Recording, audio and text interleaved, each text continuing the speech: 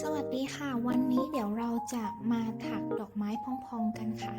เริ่มต้นด้วยถักโซ่ขึ้นมาทั้งหมด5โซ่ค่ะ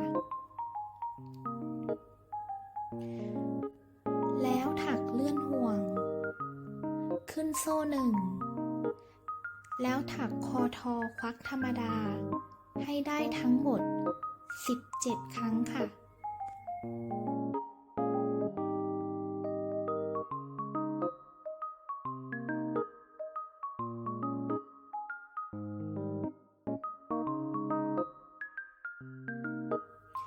เมื่อครบ17ครั้งแล้วให้ทำการเลื่อนห่วงค่ะ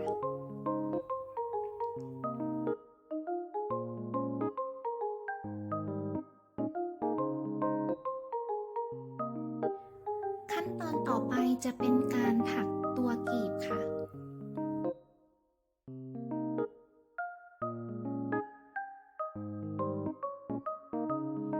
ให้ทำการถักโซ่ขึ้นมา3โซ่จากนั้นพันไหมเกี่ยวไหมขึ้นมาทำอย่างนี้2รอบค่ะพันไหมเกี่ยวไหมขึ้นมา1หลักจะพันไหมอยู่2ครั้งค่ะหลักถัดไปพันไหมเกี่ยวไหมขึ้นมา1ครั้งพันไหมเกี่ยวไหมขึ้นมา2ครั้งหลักถัดไปค่ะพันไหมเกี่ยวไหมขึ้นมา1ครั้งพันไหมเกี่ยวไหมขึ้นมา2ครั้งเมื่อเกี่ยวไหมขึ้นมาทั้งหมด6รอบแล้วให้ถักรวบทั้งหมดค่ะตรงนี้อยากให้พยายามดึงนิ้วชี้เพื่อจะทำให้ไหมของเราตึงขึ้นทำให้กีบดอกไม้ออกมาสวยขึ้นค่ะโซ่3ลงไปที่กีบเดิมที่เราเพิ่งจะถักเสร็จค่ะเพื่อเป็นการจบกีบอย่างสมบูรณ์จะเห็นได้ว่า1กีบจะใช้อยู่3หลักให้เราถักซ้ำแบบนี้ไปเรื่อยๆจนครบทั้งหมด6กีบค่ะมาเริ่มถักกีบต่อไปกันค่ะขึ้นโซ่3ให้ลงที่หลักถัดไปนะคะพันไหมเกี่ยวไหมขึ้นมาครั้งที่1พันไหมเกี่ยวไหมขึ้นมาครั้งที่2พันไหมหลักถัดไปค่ะเกี่ยวไหมขึ้นมาครั้งที่1พันไหมลงซ้ำหลักเดิมค่ะเกี่ยวไหมขึ้นมาครั้งที่2พันไหมหลักถัดไปค่ะเกี่ยวไหมขึ้นมาครั้งที่1พันไหมเกี่ยวไหมขึ้นมาครั้งที่2เกี่ยวครบทั้งหมด6รอบแล้วให้เรารวบเก็บทั้งหมดค่ะพยายามดึงนิ้วชี้ด้วยนะคะเพื่อให้ไหมตึงขึ้นจากนั้นเลื่อนห่วงตามด้วยโซ่3ปิดกีบค่ะลงที่กีบที่เราเพิ่งถักเสร็จเพื่อเป็นการจบกีบ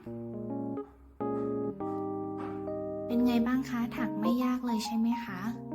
ให้ทำซ้ำไปอย่างนี้แหละค่ะจนครบทั้งหมด6กีบ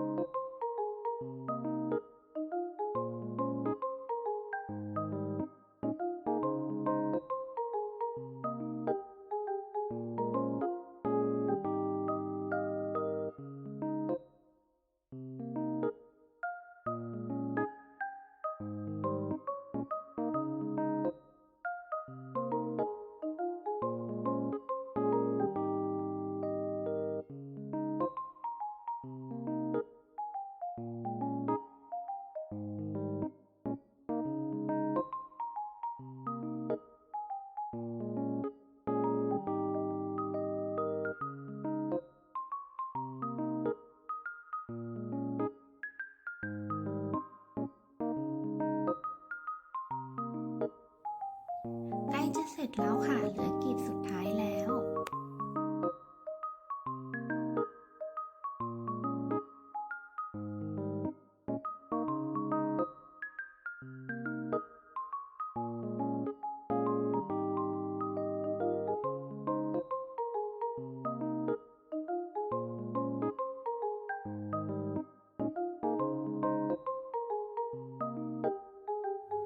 มื่อถักครบแล้วให้ถักเลื่อนห่วงจบงานค่ะ ยังไม่เสร็จนะคะ ให้เราพยายามใช้นิ้วเราดันกีบน้องขึ้นมาค่ะ เพื่อให้น้องดูพองๆฟูๆน่ารักขึ้น ถักไม่ยากเลยใช่ไหมคะ ดอกไม้น่ารักแบบนี้ อย่าลืมเก็บปลายไหมด้วยนะคะ เพื่อนๆถนัดวิธีไหนก็ใช้วิธีตามที่ตัวเองถนัดค่ะ ก่อนจะจบคลิป ขอฝากกดไลค์ กดติดตามเพื่อเป็นกำลังใจให้ช่องน้องใหม่ด้วยนะคะ